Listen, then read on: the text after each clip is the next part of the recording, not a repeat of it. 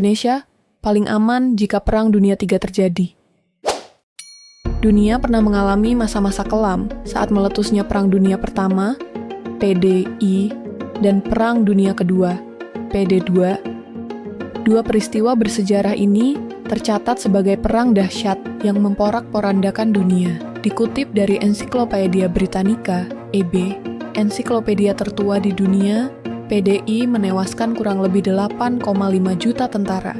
Banyak di antara mereka yang meninggal akibat penyakit. Selain tentara, Britannica juga menuliskan jumlah kematian warga sipil yang diklaim mencapai 13 juta jiwa. Kawan GNFI, meskipun PDI sudah menewaskan puluhan juta orang, PD2 justru dianggap sebagai the most destructive war in history, atau perang yang paling merusak dalam sejarah. Perkiraan jumlah korban pada PD2 ditaksir antara 35 juta hingga 60 juta jiwa, jauh lebih banyak dibandingkan PD1. Pasca PD2, Perserikatan Bangsa-Bangsa, PBB, resmi dibentuk. Badan ini dibuat dengan tujuan mencegah konflik dan peperangan, serta menjaga perdamaian dunia. Namun, beberapa waktu belakangan, situasi geopolitik global sedikit terguncang. Perang hebat tengah terjadi di berbagai kawasan di Timur Tengah. Belum lagi gejolak konflik yang masih terjadi antara Ukraina dan Rusia. Beberapa negara di Afrika dan Asia juga tengah mengalami ketegangan tiada henti. Kemungkinan PD3 dan negara yang aman jika perang benar-benar terjadi. Presiden of the European Council, Charles Michel, dalam sidang umum PBB pada 26 September 2024, lalu mengungkap bahwa Perang Dunia Ketiga mungkin saja terjadi. PD3 mungkin saja terjadi apabila eskalasi konflik di beberapa titik api terjadi terus-menerus. Newsweek, majalah mingguan asal New York, menyebut jika bagian yang paling menyeramkan jika PD perang benar-benar terjadi adalah penggunaan nuklir. Sebagai tambahan informasi, ICAN, organisasi yang mengkampanyekan pelucutan senjata nuklir di dunia, menyebut saat ini terdapat 9 negara yang memiliki senjata nuklir, yakni Rusia, Amerika Serikat, China, Perancis, Inggris, Pakistan, India, Israel, dan Korea Utara. Penggunaan nuklir ini sangat berbahaya.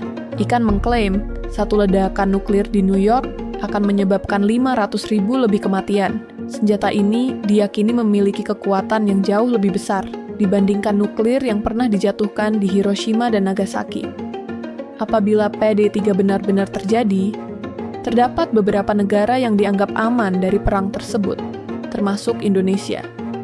Dalam rilis milik The Daily Mail, Indonesia dianggap sebagai salah satu negara paling aman karena prinsip politik luar negerinya. Indonesia mengusung kebijakan bebas aktif. Bebas artinya Indonesia tidak memihak pada blok atau kubu, mana saja yang tidak sesuai dengan kepribadian bangsa. Sementara aktif bermakna dalam menjalankan kebijakan luar negerinya, Indonesia bersikap aktif dalam memberikan kontribusi nyata di kancah internasional. Indonesia memiliki kebebasan untuk menentukan sikap dan kebijakan tanpa harus condong terhadap salah satu blok tertentu. Indonesia juga ikut berpartisipasi aktif dalam penyelesaian konflik, sengketa, dan masalah lain di dunia berdasarkan kemerdekaan, perdamaian abadi, dan keadilan sosial.